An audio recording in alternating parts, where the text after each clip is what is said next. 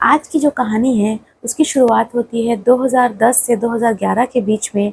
एक लड़का होता है जो महज 10,000 रुपये की नौकरी करता था, मगर जिसके यहाँ वो नौकरी करता था वो काफ़ी पैसे वाली पार्टी थी और उसका लेन देन बैंक में लाखों में करोड़ों में चलता रहता था।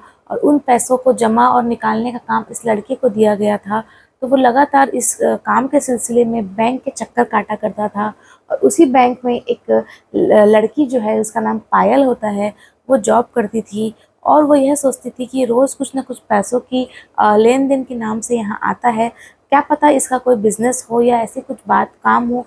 इस सिलसिले में वो उससे जब बात करती है और जब उसे पता चलता है कि वो सिर्फ एक नौकरी करता है, इस तरीके से उनकी बातें आगे बढ़ती हैं।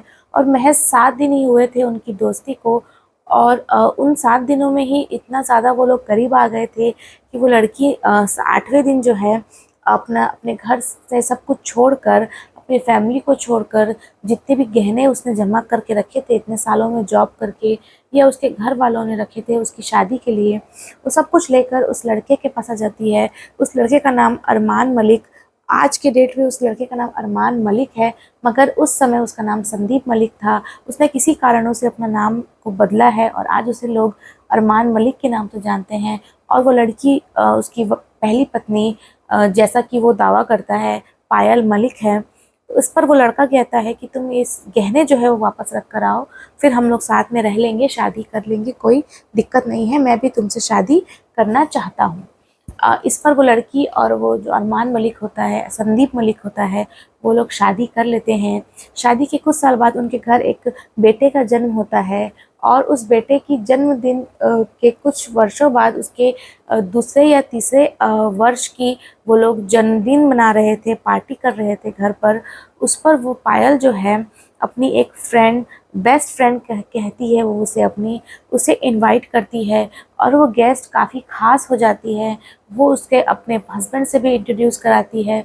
वो लोग साथ में कुछ पिक्चर्स क्लिक कराते हैं और उन पिक्चर्स के ज़रिए जो कृतिका, उस लड़की का नाम, उसकी फ्रेंड का नाम कृतिका होता है। और वो कृतिका जो है वो अरमान उर्फ संदीप मलिक से कांटेक्ट में आती है उन पिक्चर्स के नाम से। और जैसा कि उसने अपनी पहली शादी में, जैसा कि वो दावा करता है कि पायल उसकी पहली बीवी है, उसने 7 दिनों में ही उससे प्यार भी हो गया था और उसने शादी का फैसला और शादी भी कर ली थी। वैसे ही महज 6 और 7 दिनों में ही उसको कृतिका से प्यार हो जाता है। और पायल तो फिर भी उसने पहली शादी का दावा करके पहली बार किया था, बट कृतिका से भी उसने महज 6 दिन ही लिए थे ये फैसला करने में कि उसे दूसरी शादी जैसा अपराध और दूसरी शादी जैसा गलत कदम, धोखे जैसा कदम उठाना है अपनी पहली पत्नी की जिंदा और स्वस्थ होते हुए भी। ये फैसला भी उसने महज 6 और 7 दिन में ही कर लिया था। उन 6 और 7 दिनों में उनकी दोस्ती इतनी गहरी हो गई थी कि उसने अपने एक बच्चे की माँ और अपनी पहली पत्नी पायल को धोखा देकर कृतिका से शादी करने का ऐसा अहम और आपराधिक फैसला ले लिया था। इसके बाद उन लोग के बीच में बहुत कुछ कहा-सुनी हुई, बहुत कुछ उन्होंने आज के डेट पे कैमरे पे बताया है, बहुत कुछ उस समय बिना कैमरों के भी हुआ होगा। और वो लोग ने एक फ़ैसला किया कि पायल भी साथ में रहेगी और कृतिका भी साथ में रहेगी। अरमान ने कहा, अरमान जैसा कि दावा करते हैं कि उन्होंने बहुत बड़ा एहसान और बहुत अनोखा काम किया है, बहुत बड़ा त्याग किया है। उसने पायल को तलाक तो नहीं दिया है। इस तरीके की बातें वो कभी-कभी कर जाते हैं और इसी तरह की बातों से ही आजकल वो चर्चे में हैं। हालाँकि ये कहानी बहुत पुरानी पन्नों से जुड़कर आज सामने आ रही है। ये तीनों जब साथ में रहने लगते हैं, उसके बाद उस समय वो इतने हाइलाइट भी नहीं होते हैं। जब सोशल मीडिया में वो लोग आते हैं, तो शुरुआती दिनों में वो लोग काफ़ी चर्चे में रहते हैं। बाद में धीरे-धीरे बातें नॉर्मलाइज़ करने की वो लोग अपनी तरफ से कोशिश करते हैं। हालाँकि ये बात कभी भी किसी भी एंगल से नॉर्मलाइज़ नहीं की जा सकती कि एक व्यक्ति एज़ पर हिंदू रिलीजन, क्योंकि वो अपने आप को जाट कहता है, वो अपने आप को हिंदू धर्म का फॉलोवर कहता है और वो हिंदू धर्म का होने का दावा करता है।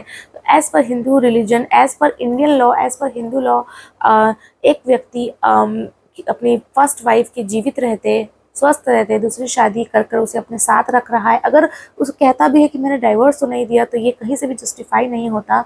बट ये सब उनके पर्सनल लाइफ में चल रहा था, मगर वो अभी हाईलाइट इसलिए हुआ है क्योंकि उसने पार्टिसिपेट किया है एक शो में जिसका नाम बिग बॉस OTT सीज़न 3 है, जो कि जियो सिनेमा पर आता है।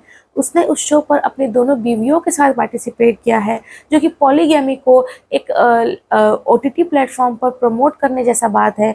उसने अपनी दोनों बीवियों के साथ वहाँ शो में एंटर किया है और यहीं से उनकी जो ये दबी हुई कहानी थी ये फिर से हाईलाइट होती है। हालांकि ये उस समय भी गलत थी, आज भी गलत है। और कृतिका से उसने शादी 2017-18 के बीच में की थी और पायल से उसने शादी 2011-12 में की थी। आज की डेट पे उन दोनों बीवियों को मिलाकर उन तीनों के 4 बच्चे हैं और उन 4 बच्चों को छोड़कर वो तीनों उस शो पे पार्टिसिपेट किए हैं।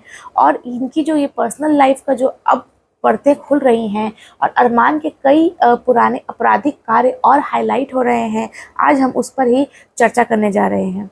नमस्कार, मेरा नाम आयशा मेमन थापा है और आज हम जिस सच्ची घटना के बारे में बात करने जा रहे हैं वो सच्ची घटना का शुरुआत इस तरीके से होता है कि बिग बॉस के इस शो में अरमान मलिक उसकी पहली पत्नी, जैसा कि वो कहता है, हालांकि अब जब उसकी पर्सनल लाइफ इतनी ज़्यादा बाहर आ चुकी है तो लोगों का यह भी कहना है कि उसकी पहले भी एक और पत्नी रह चुकी है। ये कृतिका उसकी तीसरी पत्नी है और उसको पहली पत्नी से भी एक बेटी और एक बेटा है। हालांकि इस बारे में कभी अरमान ने कबूल नहीं किया है, मगर इस तरीके की बातें सामने ज़रूर आई है इस OTT प्लेटफॉर्म में उसके पॉलीगैमी को प्रमोट करने के बाद। जब वो उस शो में पार्टिसिपेट करता है अपनी दोनों बीवियों के साथ, तो शुरुआती हफ्तों में ही पायल मलिक एलिमिनेट हो जाती हैं। एलिमिनेट होने के बाद वो और कृतिका लगातार शो में बने रहते हैं और उसी शो में 2 लड़के और पार्टिसिपेट करते हैं। एक का नाम होता है लवकेश कटारिया, जो कि बहुत जाने माने यूट्यूबर हैं, और एक होते हैं विशाल पांडे, जो कि बहुत जाने माने कंटेंट क्रिएटर, यूट्यूबर, सब कुछ हैं। वो दोनों दोस्त आपस में बात कर रहे होते हैं और विशाल लव के कान में कहता है कि मुझे इस बात की गिल्टी है कि मुझे भाभी सुंदर लगती है, मैं बहुत अच्छे तरीके से कह रहा हूँ। इस बात को पकड़कर ये पायल मलिक जो है फिर लाइमलाइट बटोरने के लिए, क्योंकि वो एलिमिनेट हो चुकी थी, वो वापस से बिग बॉस के मंच पर आती है और विशाल पांडे पर बहुत गहरे इल्ज़ाम लगाती है कि उसने एक शादीशुदा महिला, एक बच्चे की माँ के ऊपर इस तरीके के तंज कसे हैं, ये कहीं से भी मोरल नहीं है, ये सही मोरली इनकरेक्ट है। इस तरीके की बड़ी बड़ी बातें वो कर जाती हैं और इस पर सारे घर वाले, इवन शो के होस्ट जो हैं वो भी विशाल के खिलाफ हो जाते हैं। इस पर उसका फ्रेंड जो है वो भी कंफ्यूज हो जाता है, घबरा जाता है और वो भी कहता है कि मैंने उसे उसी समय टोका था और ये आपस में दोस्तों की बात थी, उसने उसे टोका था कि तू ये क्या बोल रहा है। तो उसने जवाब में ये भी कहा था कि मैं बहुत अच्छे तरीके से कह रहा हूँ और इस तरीके की बातें थी। इसमें विशाल की इंटेंशन काफ़ी गलत नहीं थी जितना गलत उसे दिखाया जा रहा था। पायल मलिक ने बाहर से आगे जो तिल्ली लगाई थी, वो जो मॉरल का पाठ पढ़ा कर गई थी, उसने शायद अपने घर में नहीं देखा था कि वो कितने मॉरली करेक्ट चल रहे हैं अपनी पर्सनल लाइफ में, और वो दूसरों को कैरेक्टर एसेसिनेशन का पाठ पढ़ा रही थी। हालांकि इस मुद्दे के बाद सारे लोग विशाल पर चढ़ जाते हैं और अरमान मलिक जो है मौके का फ़ायदा उठाते हुए इस नाजुक मौके को अपने फ़ायदे के लिए उस पर हाथ उठा देते हैं विशाल पांडे के बाद।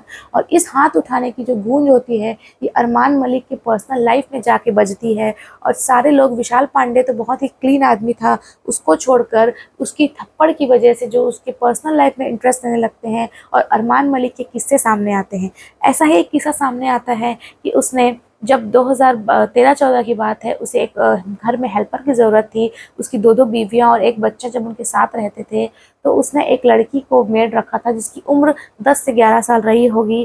पहली गलती तो उसने चाइल्ड लेबर रखा था। उसके बाद दूसरी गलती ये सामने आती है कि वो जो लड़की होती है वो दिल्ली के एक पुलिस थाने में कंप्लेन करती है कि उसे नशे की चीज़ देकर उसके साथ बलात्कार किया गया है और ये बलात्कार पहली बार नहीं कई बार हो चुका है।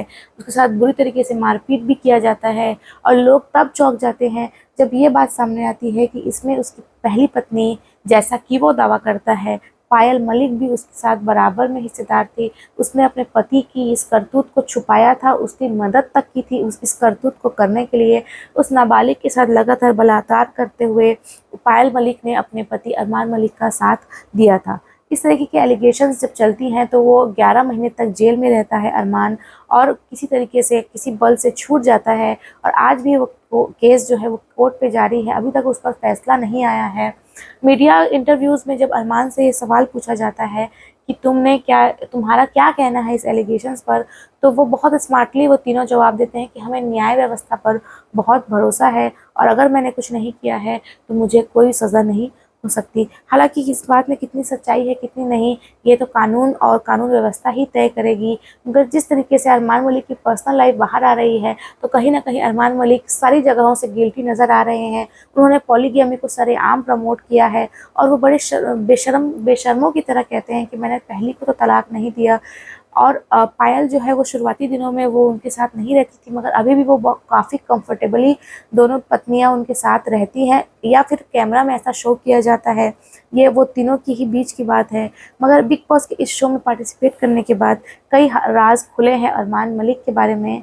अब ये किस हद तक सही है किस हद तक गलत है, ये भविष्य ही तय करेगा और न्याय व्यवस्था ही तय करेगी। नमस्कार।